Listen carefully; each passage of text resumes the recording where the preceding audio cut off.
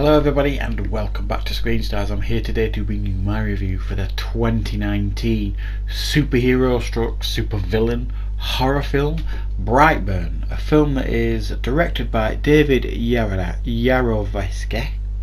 I hope I got that right. It's written by the Gunn brothers and is produced by James Gunn.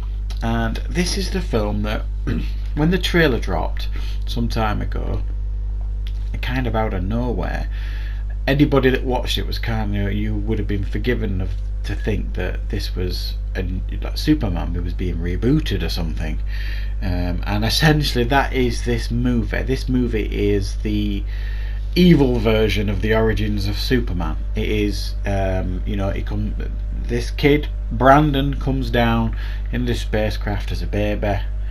Elizabeth Banks and David Den, the characters, the Breyers, take in this baby, store the spaceship in the barn.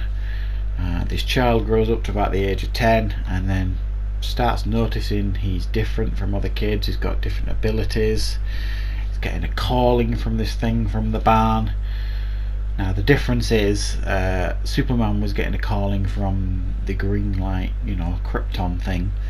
This thing is flashing red, and it's all red and evil, and putting evil words in his mind.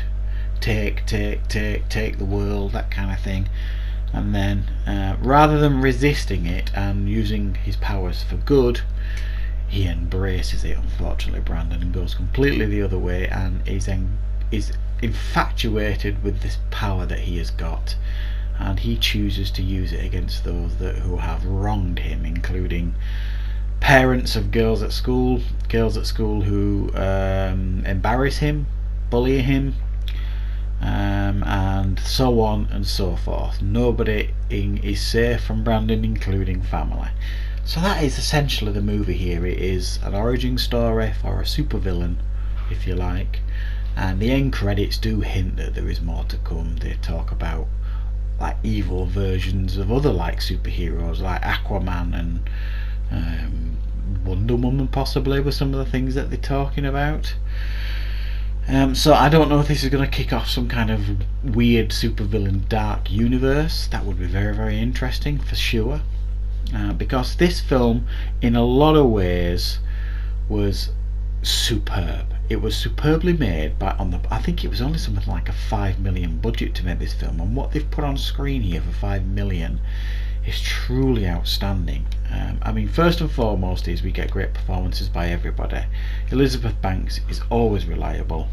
David Denman as her husband is very good too, and everybody else, all child actors that we get in the film, including Jackson A. Dunn, who plays Brandon Breyer,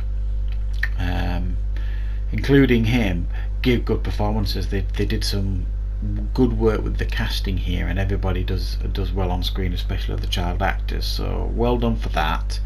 The effects, when you consider the budget, are remarkable too when he starts using these powers, and it leans more into horror than it does a traditional superhero film, even though you can see the similar beats to a superhero film. They just indulge the horror aspects when they get to them.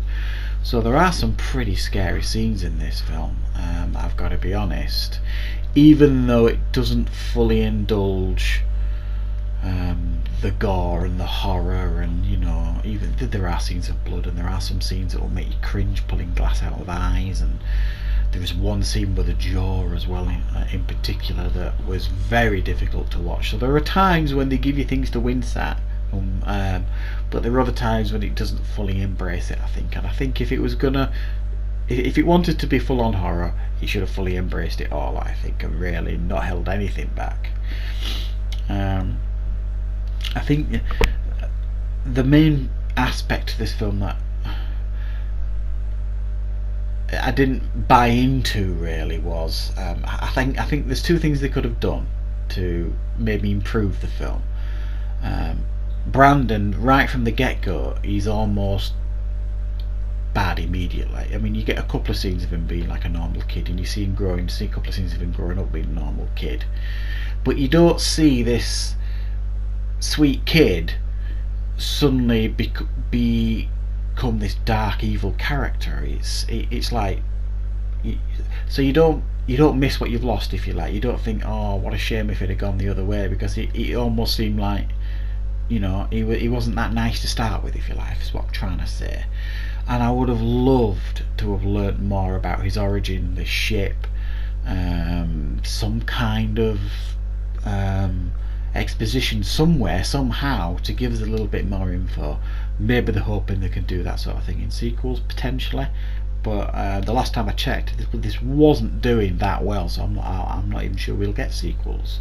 But it's a really well made film. It's pretty effective in a lot of places, but it is flawed, and there are some issues with the filming, with some of the things that I've mentioned, and it just kind of it seems to go a bit evil too quickly in my mind. But I'm giving it an 8 out of 10. I was hugely entertained with it, and it is one of the more original superhero stroke supervillain horror movies you're going to see. It's not something we've seen very often before. It's like the, you know, flip side to all these Marvel movies that we're getting. They're saying, you know, there's another perspective here, which is another reason why people like the Shyamalan's, you know, Glass trilogy. You know, that's a different view of superhero movies. Well, this is a very different view on it.